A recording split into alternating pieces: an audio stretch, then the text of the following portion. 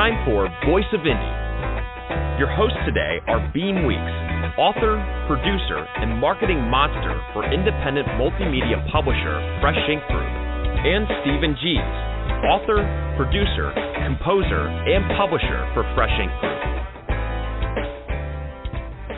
Happy Wednesday, everybody. Welcome to another episode of the Voice of Indie podcast. This is episode number 199, and I'm your host, Beem Weeks, and with me is Mr. Stephen Gies. How you doing tonight, Stephen? I seem to be doing okay. I was having a little bit of equipment trouble, but I'm getting set up here, almost ready to go. You doing all right up there?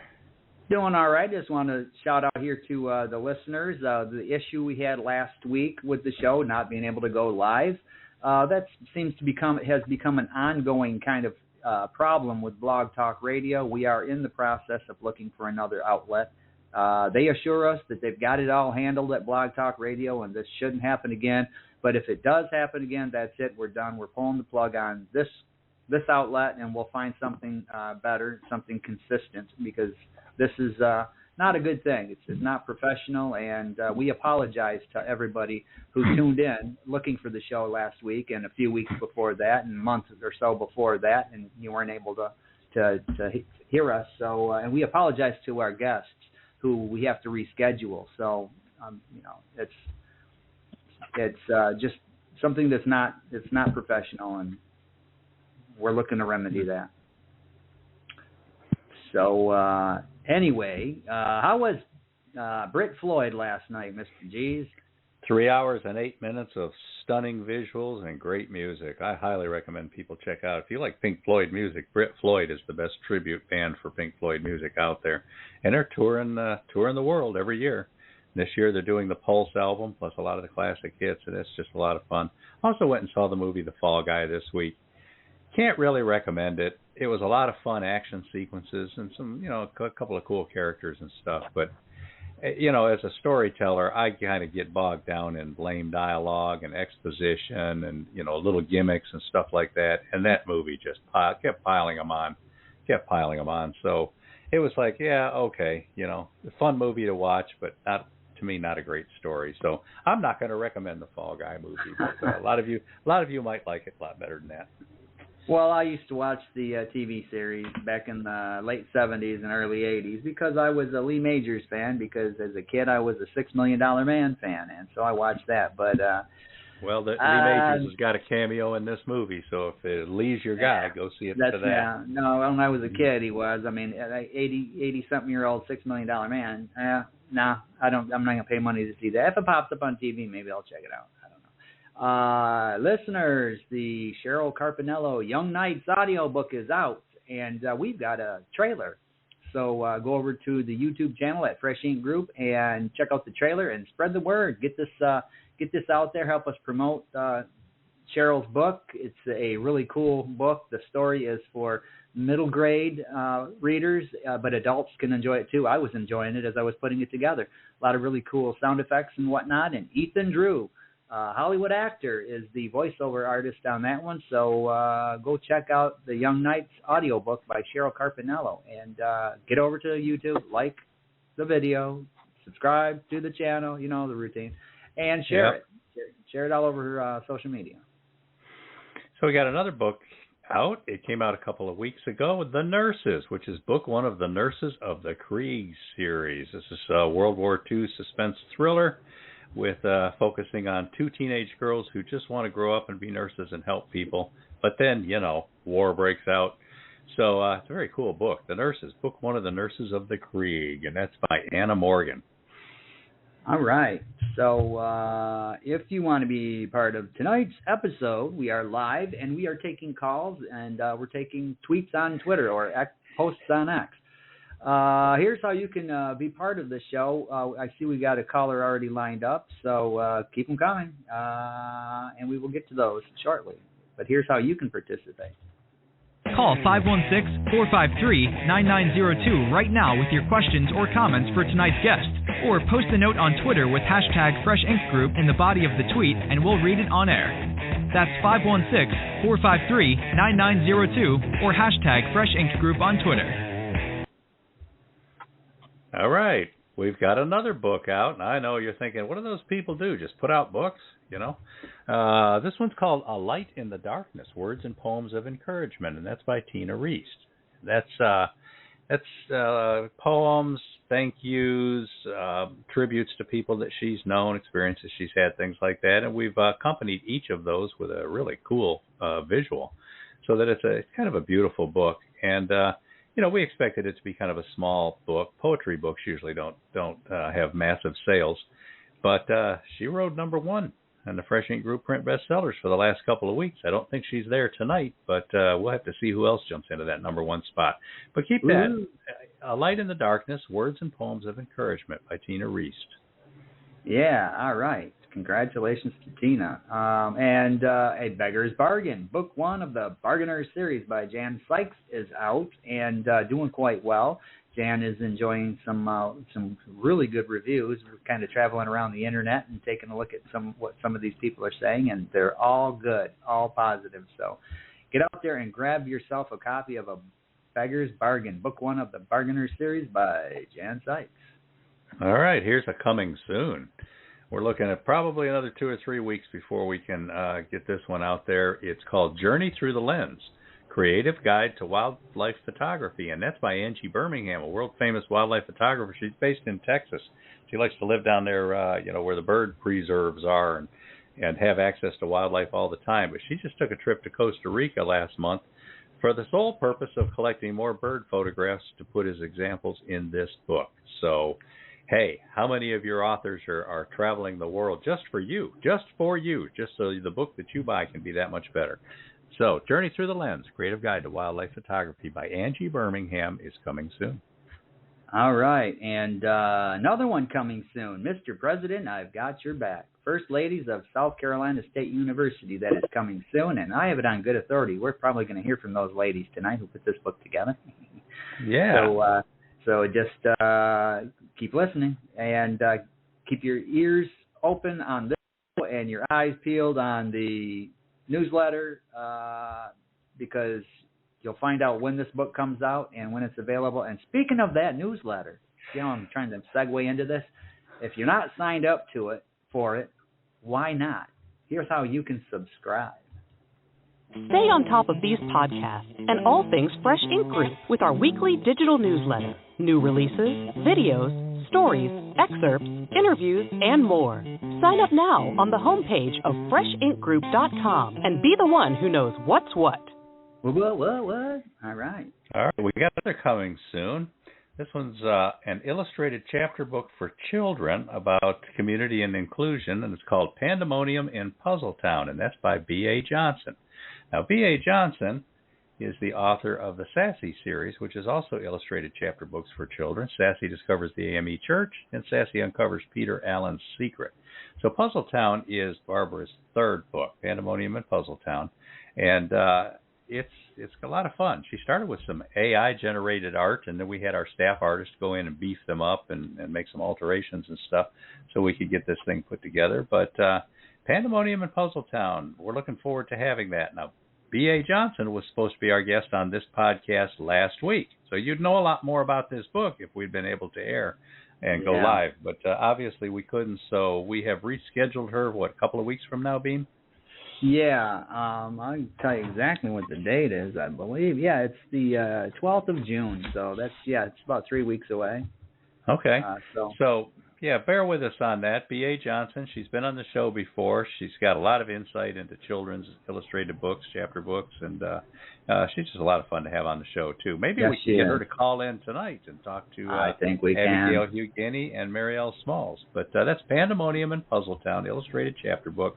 And this one is so close to coming out that I can almost taste it. All right, and another one that's coming out pretty soon is Book 4 in the Star Child Saga, The Iapetus Federation by Robert G. Williscroft. That's coming soon, and I spent the last few days, and I got probably another couple of weeks' worth of work on his latest audio book. So keep your eyes on that newsletter, and you'll find out when this new audio book's coming out. And, so get that newsletter. If you're not subscribed to it, get over there and get subscribed to it. You're missing out on a lot of really cool information if you're not. All right, let's take a quick look at the top 25 print bestsellers from Fresh Ink Group. These are hardcovers and softcovers, and this is what we've been selling in the last week or so to distributors, because we don't get to see retailer numbers. We sell to distributors, and then they order from the distributors.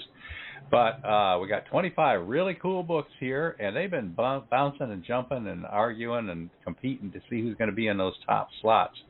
And I'm thinking that even one of tonight's guests might have one in the top 5. But hey, let's take a look. Starting at the number 25 slot, Carlisle Tom's Edge of Smoke.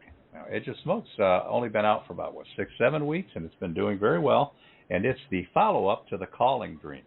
So there's 2 books by Carlisle Tom's in that series so far, and Edge of Smoke is the latest in the number 25 slot.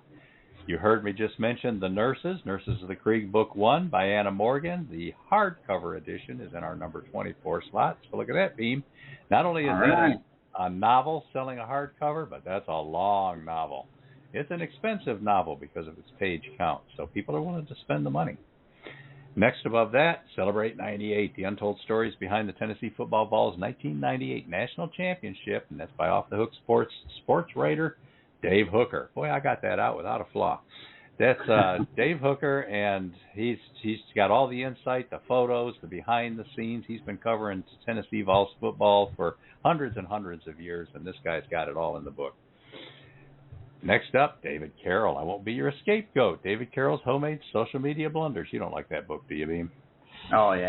It's a good book. That's funny. That's laugh out loud funny. So, the old LOL. Yeah. If you like to laugh out loud, grab this book. All right. Next up, by Dr. Najma Thomas of South Carolina State University, As We Remember, A History of the Women's Relief Corps in Beaufort, South Carolina. And guess what, Beem? That's the hardcover edition. Woo-hoo. So that's a very cool book, too, especially for those who are students of African-American history.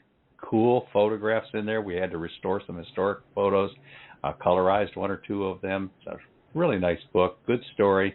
Najma Thomas was fun to work with. Get out there and check out her book, people. It's called As We Remember. Next up, we've got a retired U.S. Navy Lieutenant Commander, the hardcover edition of Jerry Pate's Submariner, 30 Years of Hijinks and Keeping the Fleet Afloat. That's the hardcover. Now, Jerry has recently been selling as many hardcovers as soft, if not more. I got a feeling today maybe his softs might be outselling his hards and might be way up higher on this list, but we'll have to wait and see. All right, we got Gwen M. Plano's Redemption, A Father's Fatal Decision.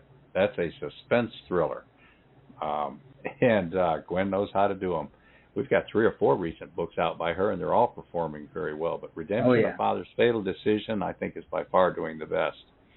All right, now, it would be no list without Kenneth Lindquist, How to Teach Driving, but this one is the Parents Edition. Has made our list in paperback, and then the next book above it is How to Teach Driving, the Instructor's Edition, also by Kenneth Lindquist. Those are excellent books, and I'm in the process of teaching a 15-year-old how to drive right now. So, hey, I'm glad I read those books because they're full of good ideas and good pointers, and that's an important thing. People need to learn how to be safe and good drivers. Like that chapter that tells you to keep the car on the road and not the sidewalk? Yeah, exactly. That came in handy, I'll bet. Yeah. Now, what's a list without an A.K. Winkler book? How to Start and Run Your Own Food Truck Business in, guess the state, Beem? Florida. Georgia. All right. How to Start and Run Your Own Food Truck Business in Georgia. She's got Tennessee, Georgia, and Florida, and right now Georgia's on the list. Above that, we got Robert McKenzie, The Chair, Volume 1, Lightning, Thunder, and Glory. That's the first of 4 books in his Chair series, with number 5 on the way by the end of this summer. We've still got Larry Landgraf in here riding the list. Paperback edition of his The Adventures of Ali Orangutan. It's an illustrated chapter book for kids about an orangutan who's captured and being shipped by train to a zoo in the United States, but he escapes. And other animals escape with him, and he gets out there and meets some other animals, and hijinks ensue. That's a very fun book. Hijack the train. All right, now I haven't heard Robert G. Williscroft's name yet, so let's throw in a hardcover edition of his novel, Operation Ivy Bells, a Mac McDowell mission. That's the first of 4 so far, Cold War thrillers, submarine thrillers, about Mac McDowell. He was a submarine commander, and the missions he gets sent on, and again, hijinks ensue. We're going to be cliche. Let's just keep doing it. All right, now we've got J. Ash Looney. This is one of the longest titles we've ever published. It's called Who Said That? The Stories Behind Familiar Expressions. For readers, writers, word lovers, and trivia buffs, Fresh Ink Group explains whence come those phrases that color everyday speech. Now, that's what you call a title full of keywords. That's the title. Yeah, and that's by J. Ash Looney, and it's doing very well. Right now, it's about halfway down our top 25 list. We're finding that in his other word book about common expressions are also doing very well in India. So remember, people, you've got international audiences out there that are potential opportunities to really boost your book sales. Of course, we've got another AK Wingler, how to start and run your own food truck business in, yeah, you guessed it, Florida. All right. And that's bringing us up to, we're getting up close to the top 10 here. It's time for Tina Reese. The hardcover edition of A Light in the Darkness, Words and Poems of Encouragement is next on our list. And above that, the paperback edition of Dr. Helen Burrell's American Agony, the Opioid War Against Patience and Pain. That's a hard-hitting, riveting book. It's really looking at what's going on in enforcement of opioid laws in the U.S. Another How to Teach Driving. This one is the hardcover edition of the Instructor's Edition. How to Teach Driving Behind the Wheel, Lesson by Lesson by Kenneth Lindquist. That's showing that people are expecting to keep using these books. Want to keep them around for reference. Maybe even throw them in the back seat of the car and have them ready. So, How to Teach Driving by Kenneth Lindquist. Now, we're really getting up there toward the top of this list here. B.A. Johnson. Sassy Discovers the AME Church. That's the first of her 2 Sassy books. That's the paperback edition. Now, we've got another chapter book for children. This one is not illustrated. It's by Nell Cooper. Princess Lil, which is a book about a pony who is being bullied by the other animals in the barnyard and has to figure out something to do about it. And it's aimed primarily at little girls, but it's good for girls and boys. But that's Princess Lil by Nell Cooper. Remember that name, people, N-E-L-L-E, Cooper, because we're getting ready to put out her first novel sometime in about a month or so, and we're really looking forward to that. Gets us to the top 5, Beam. In the number 5 slot, the paperback edition of There Must Be Something in the Water, Anthology of the Fourth Generation Descendants of Green Pond After the Emancipation. And that's by one of tonight's guests, Abbiegail Miriam Hamilton Hugine, former First Lady of Alabama A&M University and South Carolina State University, author, and just an all-around cool person. But that's in our number 5 slot. Number 4, the paperback edition of Tina Reese, A Light in the Darkness, Words and Poems of Encouragement. So we're down to the top 3, Beam. And I'm going to tell you the same books in the number 2 and 3 slots, the paperback and the hardcover edition, and it's a book that just keeps riding up there at the top of these lists by a Country Music Hall of Fame drummer. What's his name? John Bonham? No. Mark Herndon. Mark Herndon, and the book is The High Road, Memories from a Long Trip, where he talks about growing up wanting to be a professional musician, and then he lived the dream. He got to not only be in the Country Music Hall of Fame, but tour the world and be successful with Alabama, arguably one of the most successful country music acts ever. Yeah. And he's got all kinds of behind-the-scenes stories that are just fascinating. So you're going to want to check that book out, especially if you're a music historian type and really into Alabama or just a fan of Mark Herndon. And by the way, if you want to buy that book directly from Mark and have him autograph it, even inscribe it for you, markherndon.com, MarkHerdon.com. And he and his country music star, Leah Seawright, will happily get that book out to you.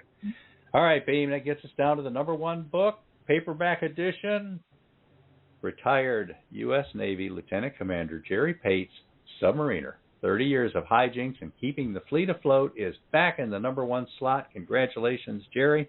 I know you've been out there hustling it. He went to a reunion recently, took 30 signed hardcovers with him, sold out in a matter of minutes. So, hey, that's what the trunks of cars are for. Fill them with books, people.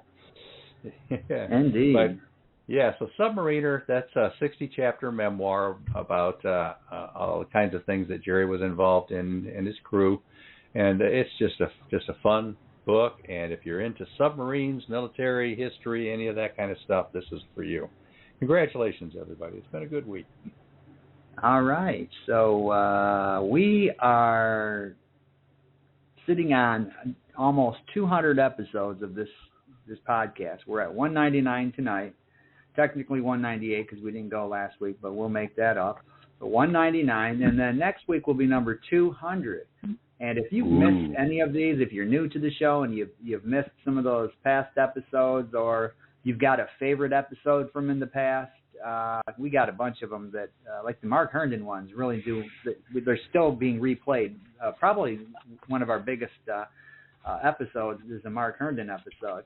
But we've got them all archived. So if you want to go out and check out all of these past episodes, or just pick out a handful of them and see what it was about, a couple of years ago, or last year, or last month, here's our archive, and here's how you can find all that.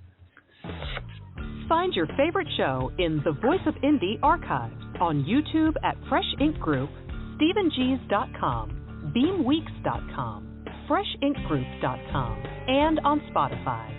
And now, you can listen on iHeartRadio, Google Podcasts, and TuneIn. Just search The Voice of Indie, all one word.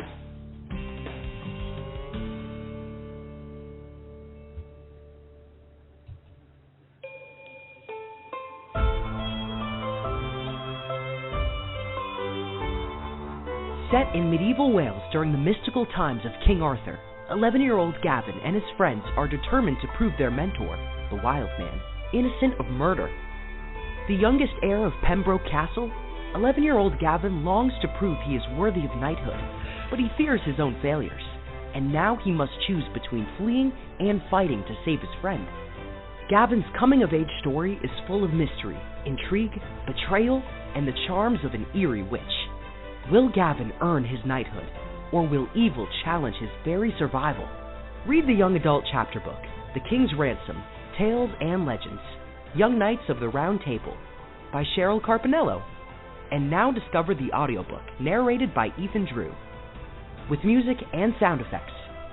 Produced and published by Fresh Ink Group. Cheryl Carpinello's King's Ransom, Tales and Legends audiobook is available worldwide.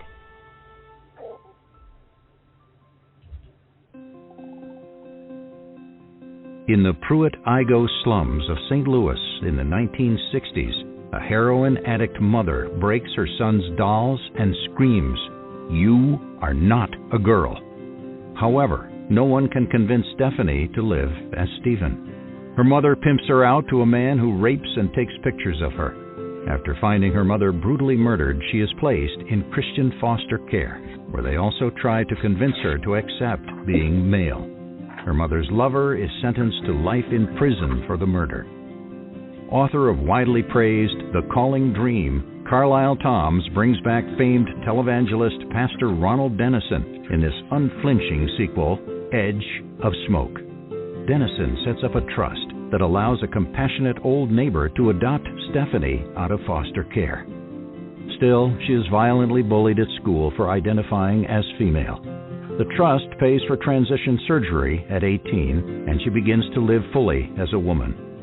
Frightened by men, she remains a virgin until she falls in love with Jordan. But she runs into the man who abused her and remembers her childhood pledge to kill him. Will her lust for murdering the man who brutalized her as a child cause her to lose the man she loves? Proudly published by Fresh Ink Group, The Calling Dream, and now Edge of Smoke, can be found anywhere and shipped everywhere in jacketed hardcover and softcover editions, or downloaded in all ebook formats. Edge of Smoke by Carlisle Thoms. Okay, so we are going to introduce our guests tonight. We have two of them, so I'm going to read one of the bios, and Stephen's going to read the other one. So Abbiegail H. Hugine earned a bachelor's and master's degree from South Carolina State University and an educational specialist degree from the Citadel. She is a retired educator administrator, having worked 37 years in Walterboro, South Carolina, Lansing, Michigan, my hometown, and Orangeburg, South Carolina. She is the creator of Spoils in Return, a website designed as a virtual community for grandparents to share interesting stories and accomplishments and pastimes of their grandchildren. As a retiree, her time is spent volunteering in her church and community.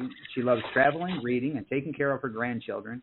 She is the author of There Must Be Something in the Water, an anthology of the fourth-generation descendants of Green Pond after the Emancipation, a book chronicling the accomplishments of the individuals from her small town of Green Pond, South Carolina. She holds membership in Whitehall AME Church, St. John AME Church, Greater Huntsville chapter of the Lynx, Incorporated, Alpha Kappa Alpha Sorority, Inc., Incorporated, and she recently served on the advisory council of the Huntsville-Madison County Botanical Gardens and Friends of North Huntsville Public Library. She is married to Andrew Hugine, Jr., former president of South Carolina State University and president emeritus of Alabama A&M University. They are the parents of two children, Andrew Hugine III, and his wife Karen, and Akilah Hugine Elmore and her husband Quincy. She has three lovely grandchildren, Amir, Nyla, and Kal-El. And forgive me for that, my printer ran out of ink, so it's like really spotty, and I have to like stick through it. It's almost like coated, but I think I got that. Mm-hmm. All right. Well, I've got plenty of ink, and I'm going to tell you who Mary L. Smalls is. We've enjoyed getting to know her. We've worked with Abbiegail Hugine in the past, obviously, on her book There Must Be Something in the Water. But Mary L. Smalls, this is our first time. Mary is a native of Sally, South Carolina, and was the 1965 salutatorian at A.L. Corbett High School in Wagoner, South Carolina.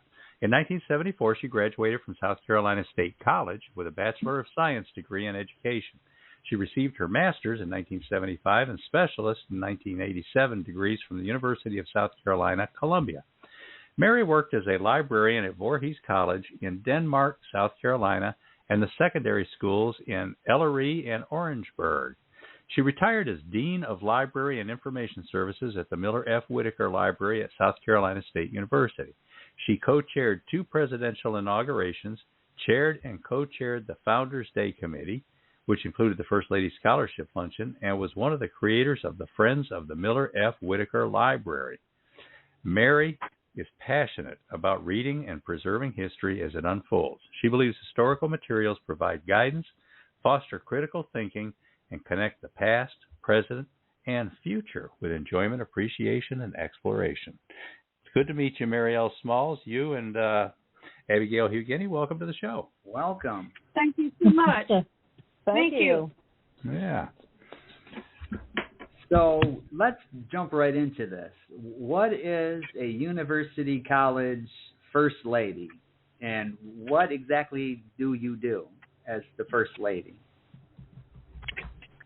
Okay, I guess that's the question is probably for me to answer, since I've been a first lady of South Carolina State University and Alabama A&M University. Most people view the role of a first lady as just that, just being there. But we are much more than that. The first lady is really a partner to the president when he is in the role of his being president. And also, we find that they have a life. First ladies have a life. They have different roles that they play. Some of them are humanitarians, educators, school administrators, founders of organizations, philanthropists, mothers, wives, community servants. So we are just not, that is just a title, but we are much more than just a first lady. We play a very integral role in the lives of the university that we serve. And one of our greatest joy of being a first lady is that we get to be the mother of not just a few students, but thousands of students. Oh, cool. Mm-hmm. Yeah, And I assume that's, like, for example, being First Lady of the President of the United States. Every one of them is going to have a different approach to how they do the job, what their priorities are and whatnot. So I assume in your role as First Lady to the President of the University, there's a lot of things that are just obligations, things that you got to do. They're on the list, they're on the calendar, show up, do your part. But you also get to set priorities and do things that you want to do as well. Did you do a lot of that, Abbiegail? Did you get into starting some programs or experimenting with stuff or just having some fun? Oh, yeah. There were a lot of things that I did. When I was First Lady of South Carolina State University, I had a full-time job. So I was a school administrator at a technology center. So my time was devoted a lot to that. But, no, I also did a lot at the university, helping to go on recruiting excursions with the president when they were recruiting students. I also played a role in raising money for the university by having the First Lady Scholarship. And that money was used to help educate students. And we still have that program in effect today. So, yes, there were other things that I did, and my time was very well spent at the university as well, doing those things that I needed to do to make sure that the president was successful in his role. Oh, yeah, definitely. Now, Mary, you retired as the Dean of Library and Information Services. Obviously, if the two of you are working together on a book about First Ladies, Abbiegail was a First Lady, so she brings a lot of real experience to that. I'm assuming that your role as Dean of Library and Information Services, you were heavily into the research and accessing the information. Is that true? And what other kinds of things do you like to do with that job? That is correct.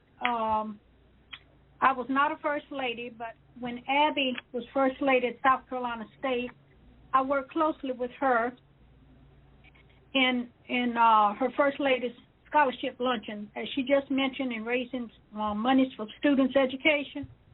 So that's how we really got to know one another in that research role, working with her. And I worked with another administration as chair of that First Lady's Luncheon as well. And as you said, my role is research, and that's how we kind of hooked up together, right, Abby? We knew one another. Yes. And she approached me, and I said, well, do I have time for this? Because I have so many other things I do as a retiree. But we're very pleased with what we researched and put together. Right. So were you the one who came up with a lot of the historical photos? I did, as well as Abby. I must say we worked together. I guess we all had when we started out, we kind of looked at what our responsibilities would be, and we worked together on making sure those responsibilities were pulled together.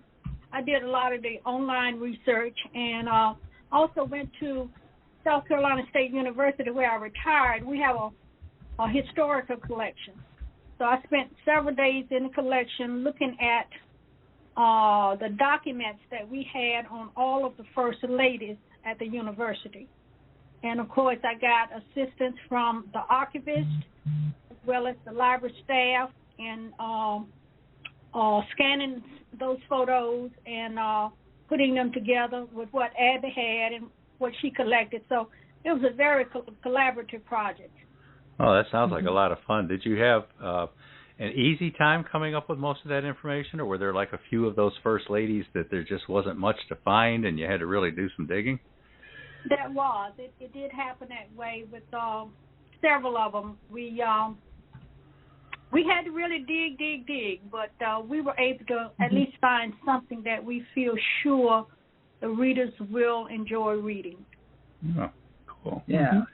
Now, Abbiegail, tell us about your husband, being that he was the president of South Carolina State University, and he's president. And Alabama A&M. Yeah, I was going to say he's president emeritus of Alabama A&M.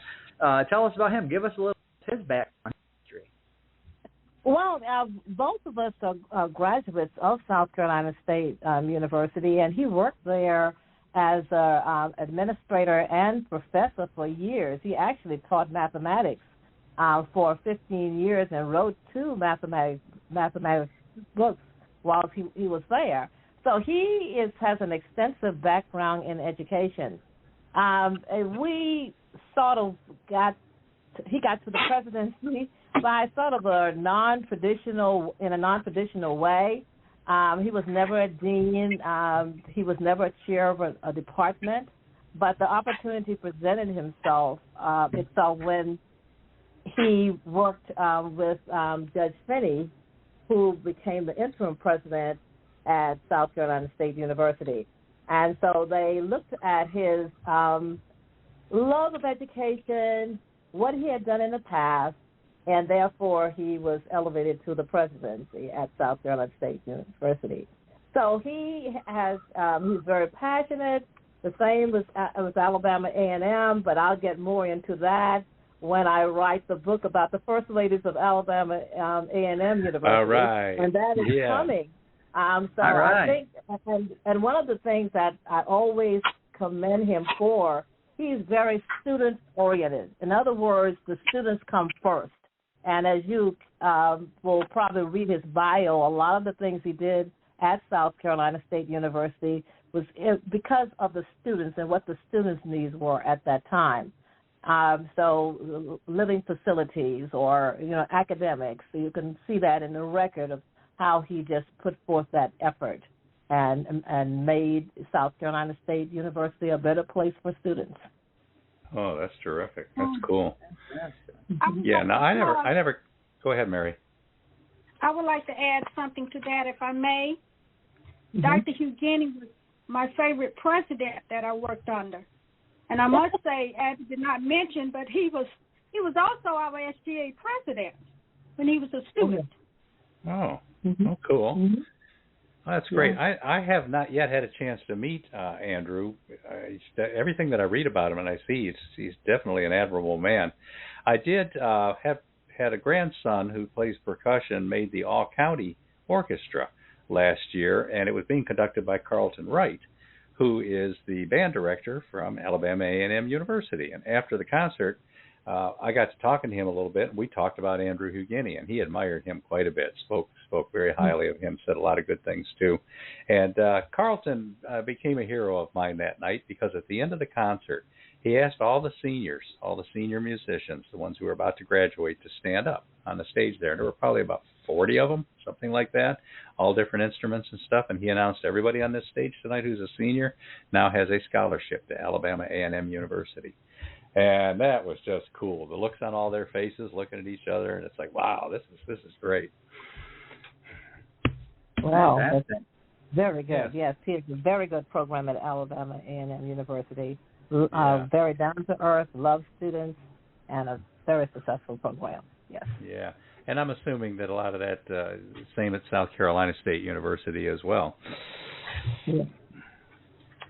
So, Beem, you want to roll a couple of ads here? And we're talking to Mary L. Smalls and Abbiegail H. Hugine. And the book is going to be Mr. President, I've Got Your Back. So we're taking phone calls, people, if you want to call in. Yeah, we've got a couple of callers waiting online. We will get to the callers here coming up. So stay on hold. And, so the phone number is 516-453-9902. We're going to run a couple of commercials, and then we'll see who's on the phone.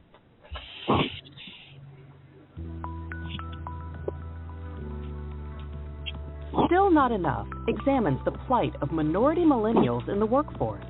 Janelle A. Jordan details her own perspective-molding cultural upbringing, along with professional encounters hindered by others' preconceived notions and unconscious biases. She shares examples that are relatable to many with similar experiences. The scars from every denial fuel the desire for each minority millennial to do more. This book also guides leaders managing today's DE&I employees.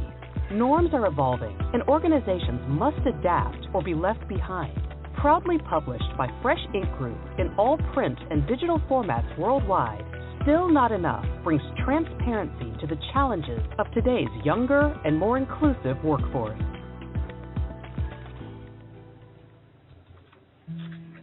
Hi, I'm Mary Margaret Fanson. My grandmother, Big Mama, calls me Sassy. I've been a member of the African Methodist Episcopal Church all my life. I never knew why everyone was so proud to be AME. Then I met Gerald in children's church.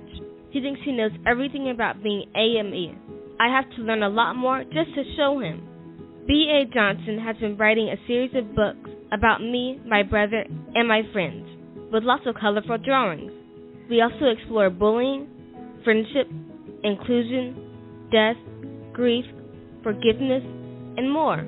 Sassy discovers the AME Church is about me learning about our church and something terrible that happened in Charleston. The second book, Sassy uncovers Peter Allen's secret, is about discovering the story of our church's founder's family, and one hero in particular. These and more Sassy books are published by Fresh Ink Group in laminated hardcover, softcover, and all ebook formats available worldwide. Come on, join me and discover why I can say I'm proud to be AME. All right. Over on Twitter, we're going to take a phone call here, but over on Twitter, Verwayne Greenhoe is checking in. He says, Lisa and I, that's his wife, are here, ready to listen to Abbiegail H. Hugine and Mary L. Smalls talk to the host. Then he puts a little quote from George Goebel. He says, it says, did you ever get the feeling that the world is a tuxedo and you wear a pair of brown shoes? Okay, George Goebel, classic. Okay, we're going to go to the phones, and we're going to take a call. This one is from the Houston, Texas area. So, Houston, Texas, what's your name? Hello, Houston. Hello, area code 713. Hello. Hello, hello. Okay, well, we will come back to you maybe then. Now, this other one here is 803, so this is Alabama. So, hello, Alabama. What's your name? Hello? Hello, Alabama. Area code 803. 803 is South Carolina, isn't it? Oh, yeah. That's okay. All right. South Carolina. Yes. Hello, South Carolina. Area code 803, South Carolina. Any chance we've got a technical problem? That's what I'm wondering. So, which is kind of odd because the two guests, and we'll come back to those phone calls here, because the two guests are being heard. So I don't know why we would have that issue, but yeah. No, there was another call. I usually pre-check the area codes, and there was an Alabama call in there that dropped. So this other one just popped in there. All right. Well, we'll keep trying. We'll come back to them, and hopefully we can get some voices in there. Yeah, let's cover another point or two, and then if nothing else, I'll call in, see if I can see if you can hear me on there, and see if it's just we got bashful people who are. Because sometimes people call in just because it's an easy way to listen to the show. All right, now we just got more phone callers. So okay. These ones here, let me check the area code here. I believe these ones here are Alabama ones. 256 or 205? 256. Yeah, These are that's Alabama Huntsville. ones. Okay, so we're going to go with the first one. Since we've got a couple of them here from the Huntsville area, we are going to go with the last four digits of your phone number are 7452. You are on the air. What's your name? Hello. Hello. Hey, that sounds like B.A. Johnson, author of the Sassy series. All right. The one and only. Yeah. Hi, Barbara. How are you doing this evening? Good evening. Hello, Mrs. Hugine. Hello, Mrs. Paul. How are you? Fine. How are you? Just fine. Congratulations on your second book, Mrs. Hugine and Miss Small. Congratulations. I can't wait to read it. Well, thank you so much. And I want to say, because you call in, it's because of you that this book, we wrote this book. Because if you all know B.A. Johnson, she never lets you get off the hook. So she asked me, what's the title of my next book? And I said, I'm not sure. really not sure what I'm going to write. She said, well, I have an idea for you. Since you've been the first lady of 2 universities, I think that you should write a book on the first ladies of South Carolina State and Alabama A&M. So I would like to give a shout-out to my good friend and supporter, B.A. Johnson. And congratulations on your new book as well. Yay, bravo. Thank you very much. And I have another title for you, too. We'll talk. I'm like, you're going to keep us busy. You're not going to give me any chance to retire between taking care of my grandchildren and you. I wouldn't have any time. Now, listeners, I hope you're paying attention. If any of you are having trouble figuring out what your next project will be, B.A. Johnson's got titles. That's right. That's right. I have another title for Mrs. Hugine. We've talked about it before. You and your travels. Travels with your grandchildren. That's the next one. Okay, thank you for taking my call. Have a good evening. Okay, thanks for calling in, Barbara. Always good to hear from you. Okay, so we're going to take the next one is also from Alabama, and the last 4 digits of this phone number are 2082. You're on the air. What's your name? This is Thalia Love, and I'm just listening in. Hi, Thalia. Okay. Yes. Another good friend from St. John AME Church, and she's also a member of the book club that we do at the church once per month. And we read some very exciting books. So thank you, Thalia, for listening in. Yeah, thanks, Thalia. Yeah, thank you. Thank you so much. Okay. Do we have any others waiting, Beam? Yeah, we got the 2 that didn't pick up, but you want to try them again? See if they're listening? just quick tries. Okay, this one here is going to be back to the South Carolina number. The last 4 digits of this phone number are 6806. You're on the air. What's your name? Shady Jarvis. Hey. Well, welcome. I heard Jarvis. What's the first name? I do want to congratulate Abby and Mary, and congratulations, and I'm not surprised. They are really wonder women, and just keep up the good work. Okay. Oh, cool. Thank you so much. Thank you, Sadie. Sadie's also a dear friend of both of us. All right. Well, thanks for calling in, Sadie. Yeah. And thank you for also helping spread the word, because when this book comes out, we always need some help letting people know about them. And I'll bet you could find a few people who would like a copy. And, geez, maybe, since you know Abbiegail and Mary, you could get some autographs for people, too.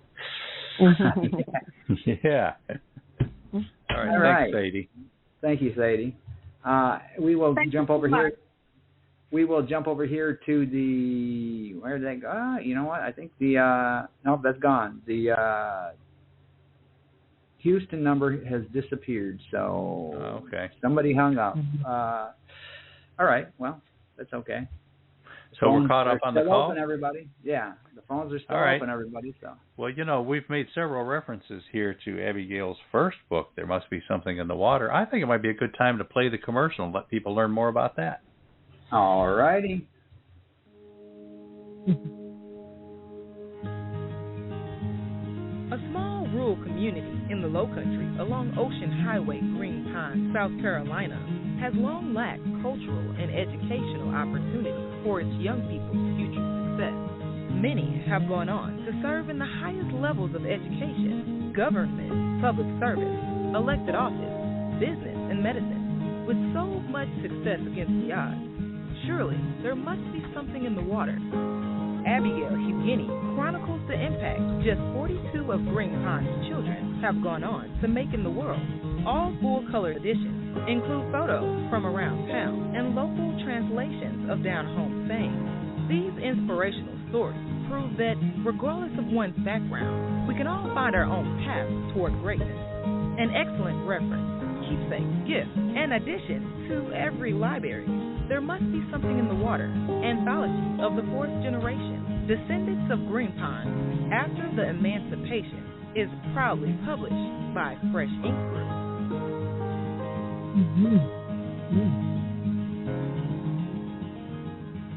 Top 5 print bestseller in the Fresh Ink Group catalog this week, people. Somebody out there knows what's going on. Yeah. Abbiegail, tell us about this book. What's it about? Well, yes, I had the inspiration for this book for a long time, and Green Pond is a very, very small rural area off of Highway 17 in Collison County, South Carolina, the Low Country. And I always observed that that a lot of people sort of took off. You know, in other words, they sort of beat the odds as far as succeeding. And I said there has to be something there. So many children went on to do so many things that we would not normally expect them to do, because we really didn't have any industries. Most of the area was farming area. The schools were not up to par. Like, for instance, in grades 1 through 4, there was only one teacher teaching 4 grades. And Andrew and I were in one of those groups, and his mother was our first and second grade teacher. But regardless of how we did not have, and we had hand-me-down books that were torn and not in good condition. But in spite of all of that, we learned. And not only that, we had a community that supported us, the ministers, and, people within the community that just believed in us. And as a result of that, we believe in ourselves, and now the rest is history for a lot of us. And I only have 42 persons in that book, but I really could have had 142. And the population of Green Pond is about 2,000, and it has not changed much over the years. It's a very small area, but a very lovely group of individuals who inhabit that area. Wow. Have you had some what are reaction you, what, or what are you, feedback from the people what are you in doing the with that Green Pond now? area? Are you still out, promoting this, and what are you hearing from the people? Most people, they are very receptive of the book. I just had a book signing at one of my former church in Orangeburg, South Carolina, about a month ago, and it was a very successful book sale. So I guess that sort of put me at the top in the top 5, because they really supported the effort.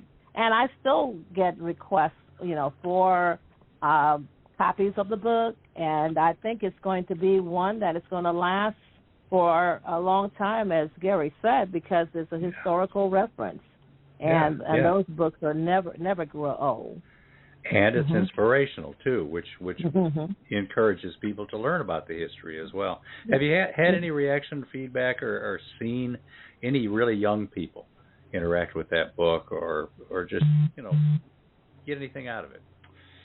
Yes, we in our church we give a scholarship and to young people, and we have given copies. And one of the things that we say to them when we give them a copy of the book, if you're looking for role models that you can actually see and touch, make sure that you pick someone out of this book, because there are so many of them. So, there have been good reactions to the book from younger people, and a lot of persons in the community have bought them for the elementary schools and middle schools in the community. Oh, that's terrific. Man, you couldn't ask for better. That's a wonderful thing, because you're influencing future generations, and you don't know how many more down the road that it could be 20, 30 years down the road, and you're still influencing them. Yep. That's wonderful. Now, you said you could have done 142. What about a sequel? What about a second book? Have you thought about expanding that? One person said, what about the children of those of us who have succeeded, and our children are doing it? Oh, my. If we thought we did well, our children are really excelling well. We just had a young lady from that area, Patrice Gerardo, who graduated from Boston Theological Seminary last Saturday with her PhD in divinity. So you have that. You have products of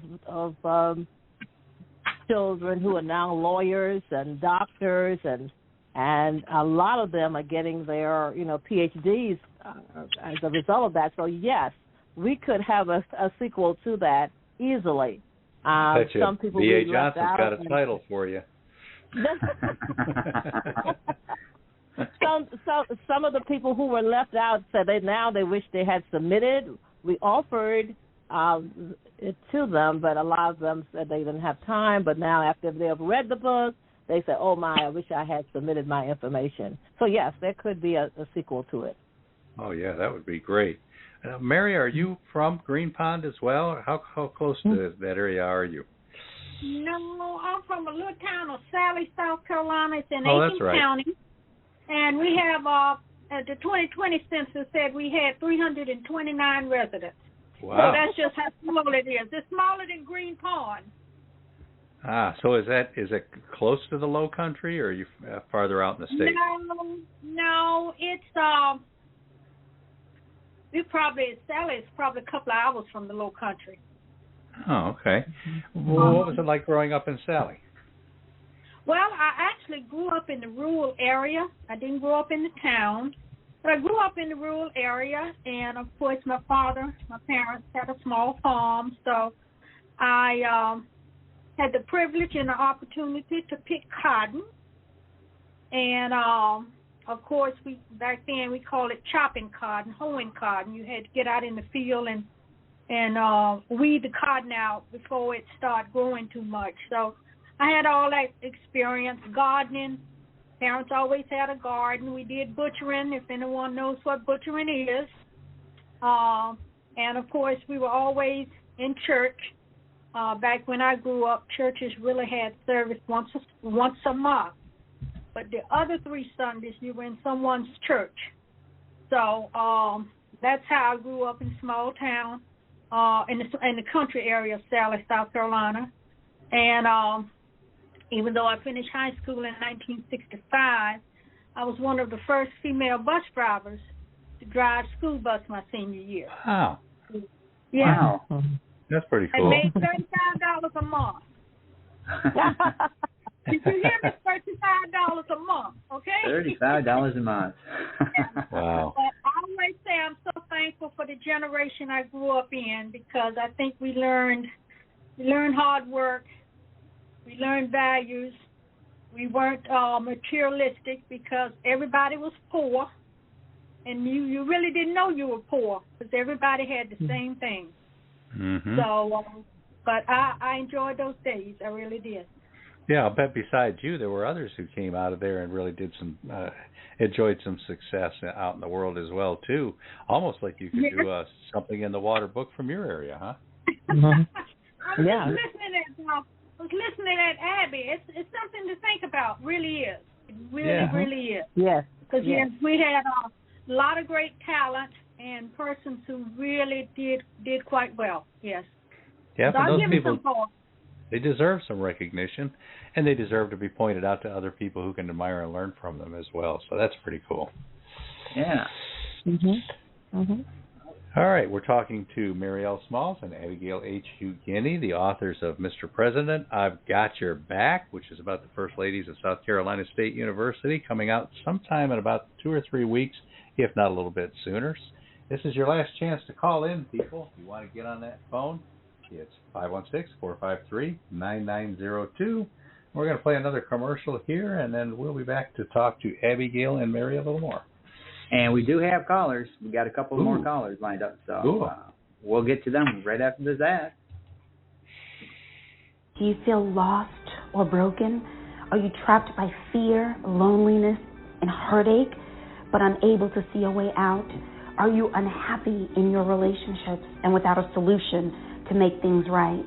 I'm Vladimir Kalixi, a therapist in New York City who helps others all around the world to live and love from a place of emotional freedom. If you're searching for answers to all your struggles, my book, Naked and Transparent, 6 Vital Tools for Knowing Yourself and Attracting Healthy Relationships, can help you reclaim your life and attract more love, success, peace, and joy than you've ever imagined. Filled with personal experiences about love, loss, abandonment, Naked goes beyond a traditional self-help book. Part workbook and part memoir, Naked is an enjoyable yet informative must-read for women, men, and teens who suffer from low self-esteem, feelings of unworthiness, anxiety, shame, guilt, failure, and toxic relationships. It is a refreshing, honest, and stimulating experience that will help you open your heart and soul and discover a brand new you. Naked and Transparent is available in hardcover, softcover, and all ebook editions from Kindle to Nook and Kobo and more. You too can grow personally, spiritually, emotionally, and professionally to redefine who you are from the inside out. Naked and Transparent, 6 Vital Tools for Knowing Yourself and Attracting Healthy Relationships is proudly published by Fresh Ink Group. All right. Good book. Yeah. Yes, it is. Okay, so we got 2 more callers lined up, and they're both in South Carolina, so they both share the 803 area code. So we're going to go with the first one. The last 4 digits of your phone number are 2720. What's your name? Hey, how you doing? This is Akila Elmore, and so I'm calling from Atlanta, Georgia, even though I have a South Carolina number. Hi, but Akila. want to say, welcome, hey, Akila. how you doing? Yeah. Good. Well, congratulations to Mrs. Smalls, and then also to my mother, Abbiegail Hugine. Congratulations on your 2nd book. The question that I have for you all is, as you were going through this process, what is something that unique that you learned about one of the first ladies in the of South Carolina State?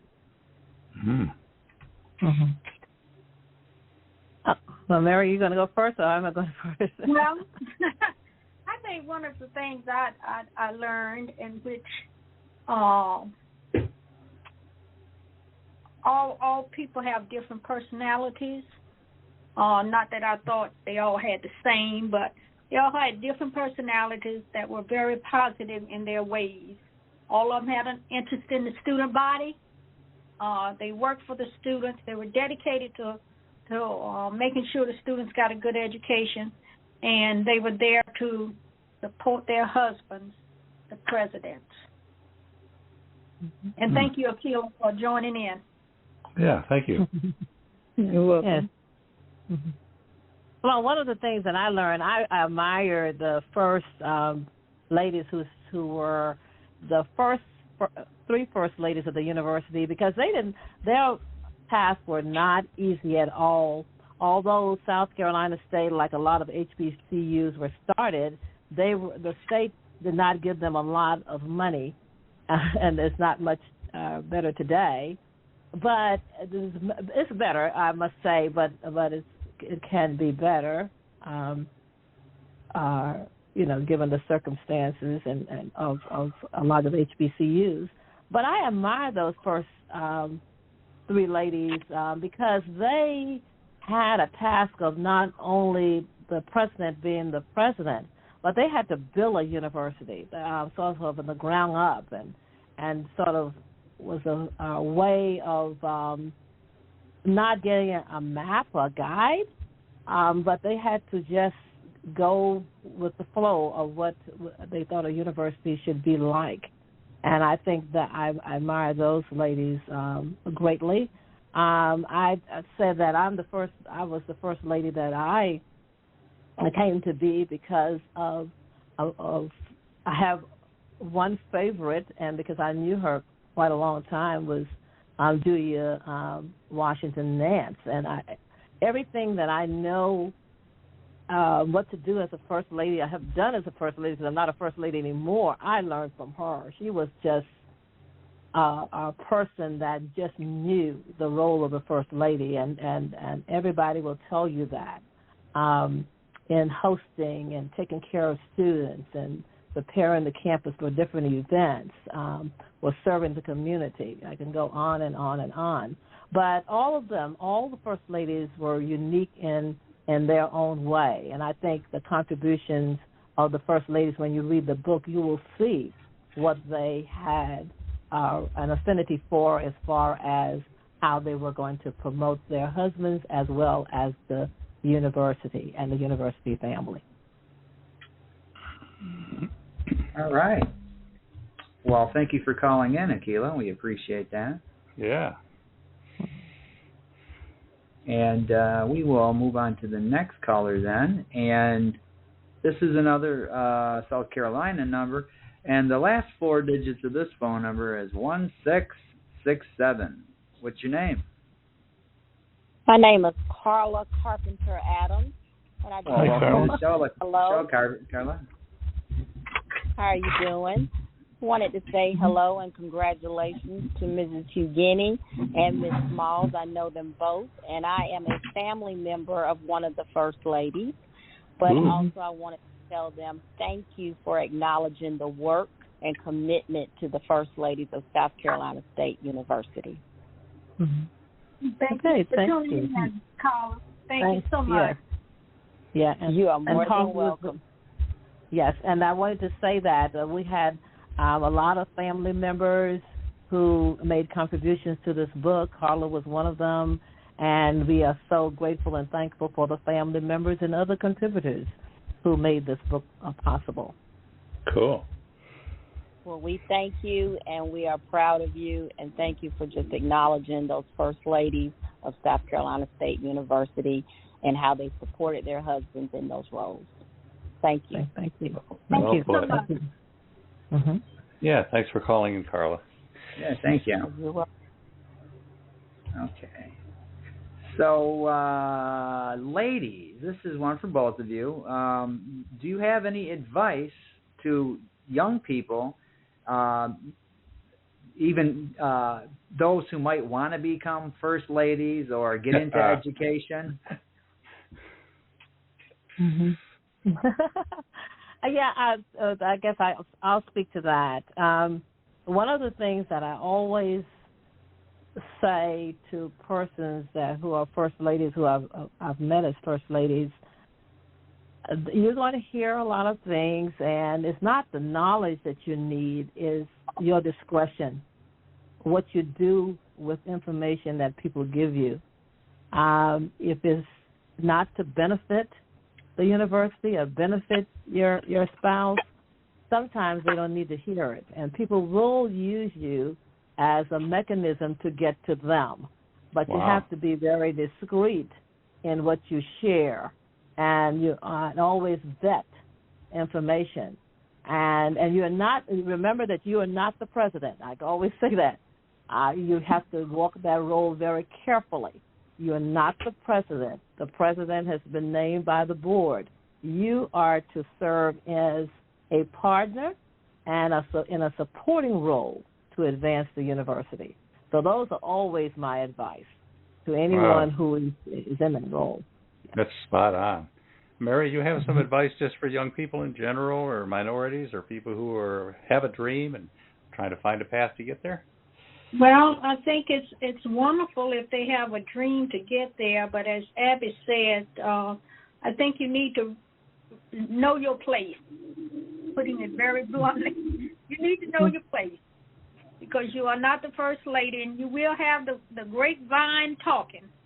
But you got to know how to review that information and how to handle it in that role. All right, definitely. Okay, so the book is Mr. President, I've Got Your Back, The First Ladies of South Carolina State University. It's by Abbiegail H. Hugine and Mary L. Smalls. We're looking to have this book out sometime in the next couple of weeks or so. Please check your newsletter. We'll keep you updated on that. We'll give you the buy links. And if you're not subscribed to the newsletter, get over there and do that so that you can keep up with what's going on. It's been a lot of fun having you on the show, ladies. How can our listeners find you? Can they follow you, find you on social media? Do you have any websites, any handles that you want to share? Anything like that so that people know how to contact you or learn more about you? Okay. I would like to give one more shout-out, because I would be remiss if I did not. I would like to thank President Alex Conyers, who is the present president at South Carolina State University, for writing the foreword for this book. When I called him to ask, he did not hesitate at all. And he's doing a wonderful job leading the university, so we would like to publicly thank him as well as the other contributors. My website is www.spoilandreturn.com. So any of my pictures from the previous book or whatever can be found on that website. www.spoilandreturn.com. Oh, all right. Spoilandreturn.com. Okay. Yeah, Mary? Well, at the moment, I do not have a website, but I guess it's something I need to start thinking about as we promote this book. Yeah. Are you on Facebook or any of the social media? No, I'm not. That's sad. I go do better. All right. Well, listeners, keep in mind, at freshinkgroup.com, we have a contact form. So if you want to get a message to Mary or ask her a question, or any of our guests who've been on this show, just use that contact form and we'll make sure we pass it along for you. Well, thank you. Yeah. All right. All right. Well, Abbiegail, have you shouted out to everybody that we're trying to cover today? Because there's a lot of good people out there that you've worked with.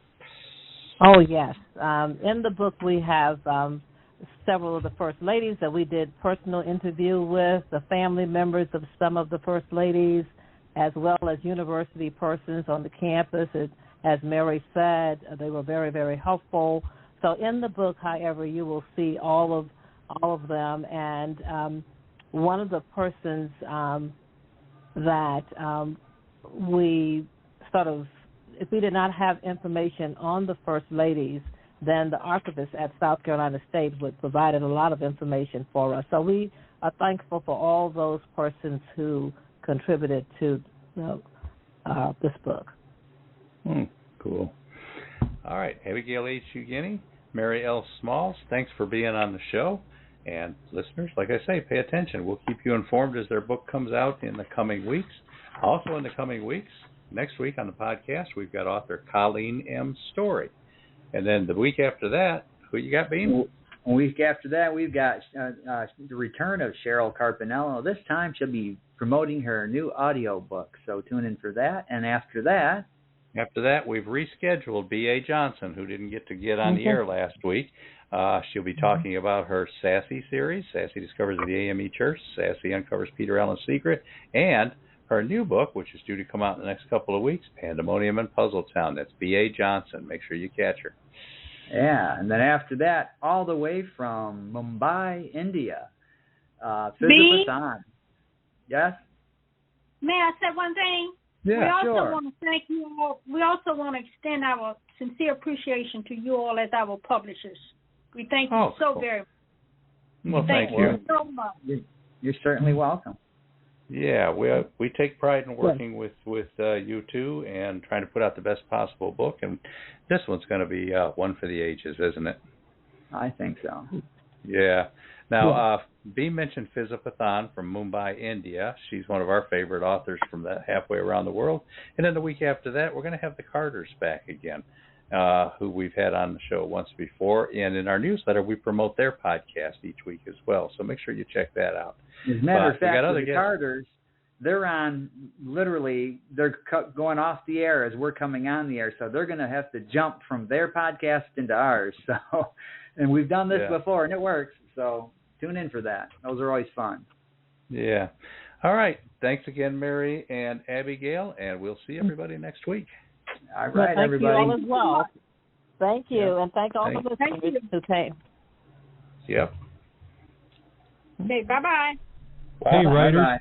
Got a short story looking for a prestigious anthology that will showcase your work alongside other top authors? Or maybe you've experienced a moment worth sharing, perhaps with some poignant meaning we could all appreciate. Fresh Ink Group is accepting submissions for our second and third volumes of the Fresh Ink Group Short Story Showcase to be released in hardcover, softcover, and all major ebook formats worldwide. There are no fees to enter. Winners are not only published, but are invited to become members with their own dashboard in the FreshInkGroup.com website. Head over to FreshInkGroup.com's Contests tab to learn more. Then grease up the old Underwood and get those shorts down so you can get your entries in sooner than later. And you readers, discover 49 wondrous tales already released in the Fresh Ink Group Short Story Showcase #1, available now in all formats worldwide. You're listening to The Voice of Indie. Check out FreshInkGroup.com for everything publishing. Meet scores of authors. Discover hundreds of great books, plus audiobooks, podcasts, videos, trailers, free stories, free manuscript evaluations, and more. That's FreshInkGroup.com.